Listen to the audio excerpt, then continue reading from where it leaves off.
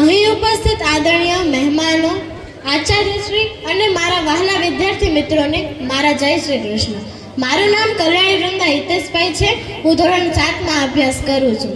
આજે મારે વાત કરવી છે એક એવા વિષય ઉપર કે ઘણા લોકો તેનો સદુપયોગ કરે છે અને ઘણા લોકો તેનો દુરુપયોગ કરે છે. સદુપયોગ કરે છે તેને મારા વંદન અને દુરુપયોગ કરે છે તેને મારા અભિનંદન. મારા વિષયનું નામ છે મોબાઈલ आशीर्वाद के अभिशाप. बदलती दुनिया का ये कैसा असर होने लगा, बदलती दुनिया का ये कैसा असर होने लगा कि आदमी पागल और फोन स्मार्ट होने लगा, कि आदमी पागल और फोन स्मार्ट होने लगा. તમે ફોનનો ભરપૂર ઉપયોગ કરો, તમે લેપટોપનો ભરપૂર ઉપયોગ કરો, તમે આઈપેડનો ભરપૂર ઉપયોગ કરો, તમે તેમાં અભ્યાસનો ભરપૂર ઉપયોગ કરો, પણ યાદ રાખજો કે તે આપણી સેવા માટે છે. પ્રમુખ સ્વામી મહારાજને કોઈએ પ્રશ્ન કર્યો કે મોબાઈલ આપણા માટે આશીર્વાદ છે કે અભિશાપ? ત્યારે પ્રમુખ સ્વામી મહારાજે ખૂબ જ સરસ જવાબ આપતા કહ્યું કે જો તેનો વિવેકપૂર્ણ ઉપયોગ કરવામાં આવે તો તે આપણા માટે આશીર્વાદ છે અને જો તેનો દુરુપયોગ કરવામાં આવે તો તે આપણા માટે અભિશાપ છે. આગળથી ગળ્યું લાગે છે પણ આખી જિંદગી બરબાદ કરી નાખે છે. આગળથી ગળ્યું લાગે છે પણ આખી જિંદગી બરબાદ કરી નાખે છે. મારે તમને એક વાર્તા કહેવી છે. એક શાળામાં શિક્ષકે બધા વિદ્યાર્થીઓને નિબંધ લખવાનું કહ્યું. બધા વિદ્યાર્થીઓએ ખૂબ જ સરસ નિબંધ લખ્યો, પણ તેમાંથી એક વિદ્યાર્થીએ જે લખ્યું, મારે તમને તેનો હાર્દ કહેવો છે કે હે ઈશ્વર, તો મને આવતા જન્મમાં માનવનો અવતાર આપવાનો હોય ને તો નહીં આપતો.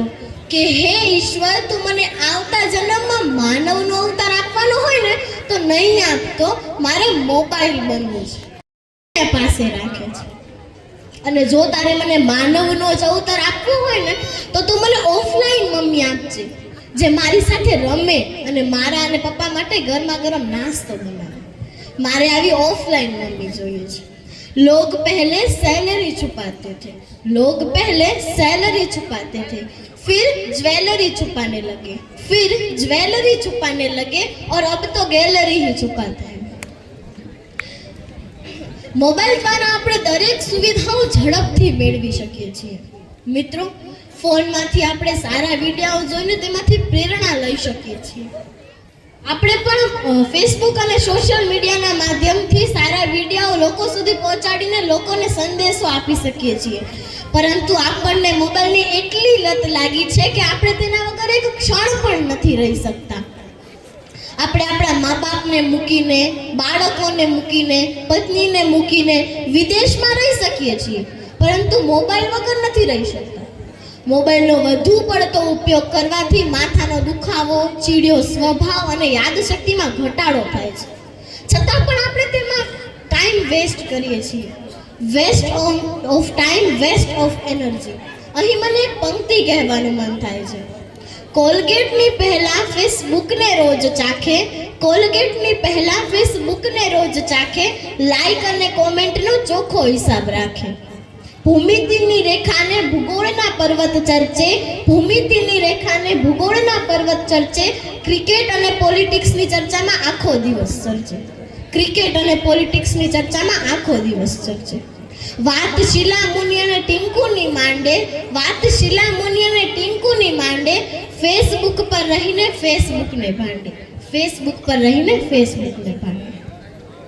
ઓનલાઈન ઓર્ડર કરી જમવાની મજા આવે છે કે પછી પરિવાર સાથે બેસીને માના હાથના રોટલો કઢી ખાવાની મજા આવે છે?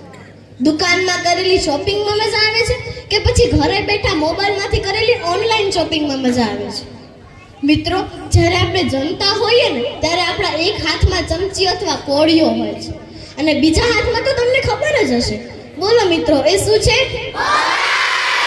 જી હા, એ છે મોબાઈલ. પારસભાઈ પાંધી કહે છે કે જો માણસને મશીન ન બનવું હોય ને, જો માણસને મશીન ન બનવું હોય ને તો તે સૂતા પહેલા અને ઉઠતા પહેલા પોતાના મોબાઈલનું ઇન્ટરનેટ 1 કલાક બંધ રાખશે. હવે બોલો મિત્રો કે મોબાઈલ આપણા માટે આશીર્વાદ છે કે અભિશાપ? અંતે હું એટલું જ કહીશ કે આપણે આપણા કામ માટે મોબાઈલનો ઉપયોગ કરવો જોઈએ, ના કે તેમાં સમય વેડફવો જોઈએ. જ્યારે આપણે મોબાઈલમાં વધારે સમય વેડફવા લાગીએ છીએ ને ત્યારે તે આપણા માટે અભિશાપ બની જાય છે. અસ્તુ. જય હિન્દ, જય ભારત.